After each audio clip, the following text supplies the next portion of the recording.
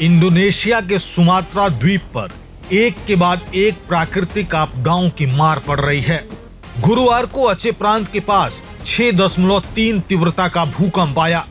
Indonesia की भूविज्ञान agency के मुताबिक भूकंप की गहराई लगभग 10 किलोमीटर थी, पर राहत की बात यह है कि इससे सुनामी का कोई खतरा नहीं है। इस बीच ये इलाका पहले से ही भारी बारिश, बाढ़ और भूस्खलन से जूझ रहा है, जिसमें कम से कम 28 लोगों की मौत हो चुकी है। सड़कें और संचार व्यवस्था पूरी तरीके से बाधित है। इससे राहत और बचाव कार्यों में भी मुश्किल का सामना करना पड़ रहा है। बुधवार को सुमात्रा के ऊपर से गुजरते तूफान सेनियार ने काफी तबाही मचाई।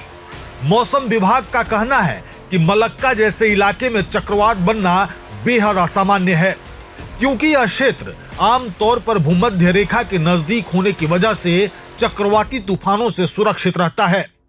लेकिन बदलते मौसम, ग्लोबल क्लाइमेट शिफ्ट और हवा के पैटर्न में बदलाव के कारण पिछले कुछ वर्षों से ऐसे चक्रवाती सिस्टम बनने की संभावना काफी बढ़ गई है। जकार्ता के public metrology director Andre Ramdhani ने बताया कि पिछले 5 सालों में कई ऐसे चक्रवाती सिस्टम इंडोनेशिया के करीब आए हैं, जबकि यह इलाका सामान्य रूप से चक्रवातों के रास्ते में नहीं आता। उन्होंने कहा कि सेनियार जैसा चक्रवात मलक्का स्टेट में बनना बहुत दुर्लभ है, वह भी इतना ताकतवर कि जमीन पर भी असर डाल सके। इसलिए लोगों की तैयारियां बेहद जरूरी हैं। चक्रवात सेनियार ने कई दिनों से लगातार बेहद खराब मौसम बना रखा है।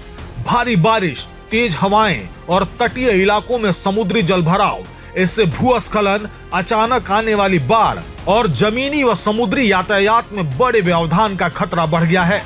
उत्तर सुमात्रा के तपनूली क्षेत्र में भूस्खलन और फ्लैश फ्लड ने कई वर्षों में सबसे ज्यादा तबाही मचा दी। तटीय शहर सिबोलगा में कम से कम 47 लोग भूस्खलन की चपेट में दब गए और पुलिस के आंकड़ों के मुताबिक इस प्रांत में सैकड़ों घर तबाह हो चुके हैं और भूस्खलन में 24 लोगों की मौत की पुष्टि की जा चुकी है। सुमात्रा में भूकंप, बाढ़, भूस्खलन और एक दुर्लभ चक्रवात, इन सब के एक साथ आने से हालात बेहद गंभीर हो गए हैं और राहत कार्यों को बड़ी चुनौतियों का सामना करना पड़ रहा है।